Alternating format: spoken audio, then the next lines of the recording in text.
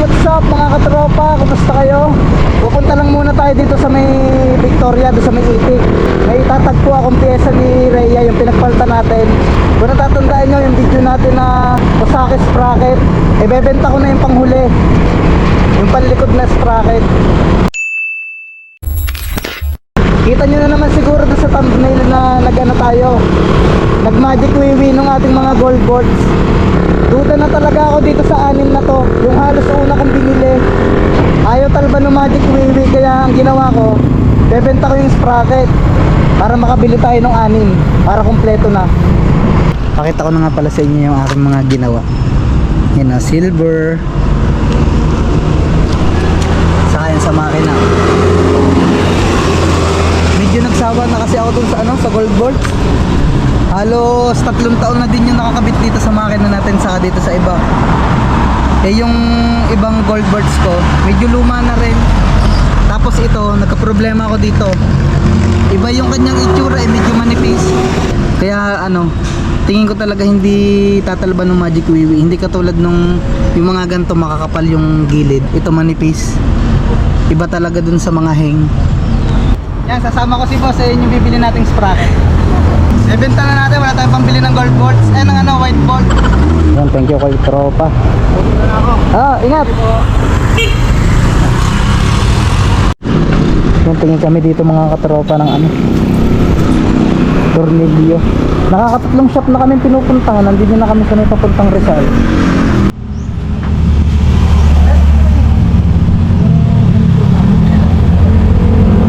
Wala mga katropa, puro CNC yung tinda.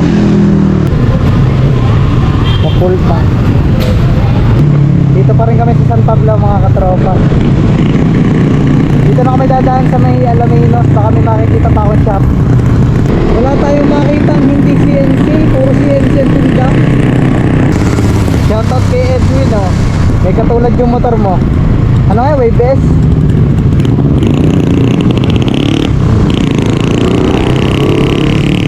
Ang mangyayari nito, baka umorder na lang ako sa Shopee. Update na lang ulit mga katropa.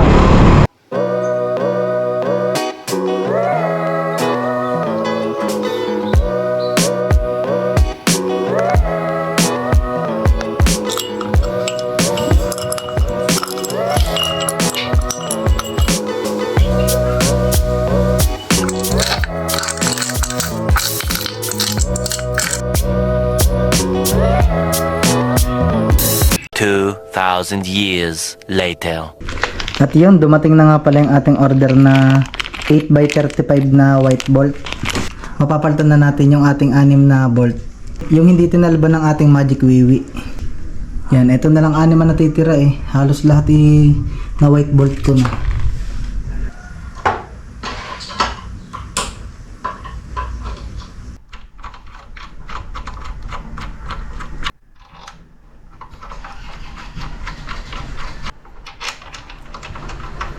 Yun oh, ganda oh. White bolt. Yan, ito naman sa taas.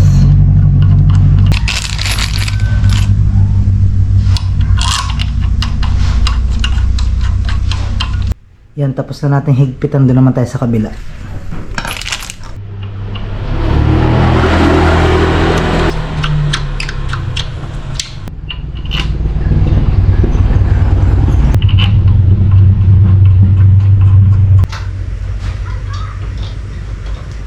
Yan, ito naman yung last. Ayos, makakompleto na yung ating white bolt.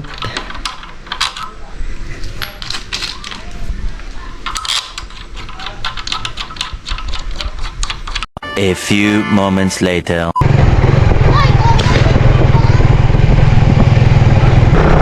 Punta tayo doon sa magandang tanawin.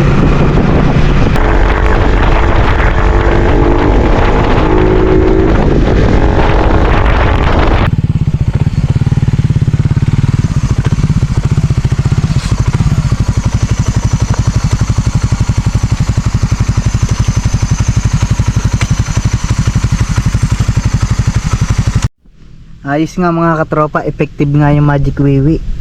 Nanawa din kasi ako doon sa gold boards natin. Ang isa pa medyo luma na rin, taon na din na nakakabit dito sa ating motor. Saka mo lang siya mapapansin na naka white bolt pagka tinitigan mo. Ang isa nyo nga palang wag gagawin pagka gagamit kayo ng Magic Wiwi ay halimbawa itong mga nakalagay sa may mga langis, wag nyo siyang ilalagay agad sa Magic Wiwi nang hindi nyo hinuhugasan ng sabon. Katulad nung nangyari dito, papakita ko na lang yung picture na nangyari dito sa isang duo cup natin. Nasunog siya nung itinubog ko agad sa Magic Wiwi nang hindi ko hinuhugasan. Katulad nito, malilinis yung gawa natin dito, hinugasan muna natin. Katulad din dun sa ibang video na pinanood ko, hindi natalab yung Magic Wiwi sa halimbawa yayamanin, saka doon sa ibang brand. Pero pagkaheng, saglit lang, wala pang 2 minuto, tanggal na agad yung kanyang pagka gold. Ayos oh, wala siyang pinagkaiba dun sa mga white bolt na talagang orig. Malinis oh. Sa susunod lalagyan ko to ng ng nut na silver din. Itong sa sprocket natin hindi pa natin siya napapalitan. At yun, sana nakatulong yung ating ginawang video para dun sa mga nagbabalak gumamit ng Magic Wiwi. Hanggang dito na lang mga katropa, abang-abang na lang sa mga susunod nating vlog. Bye bye.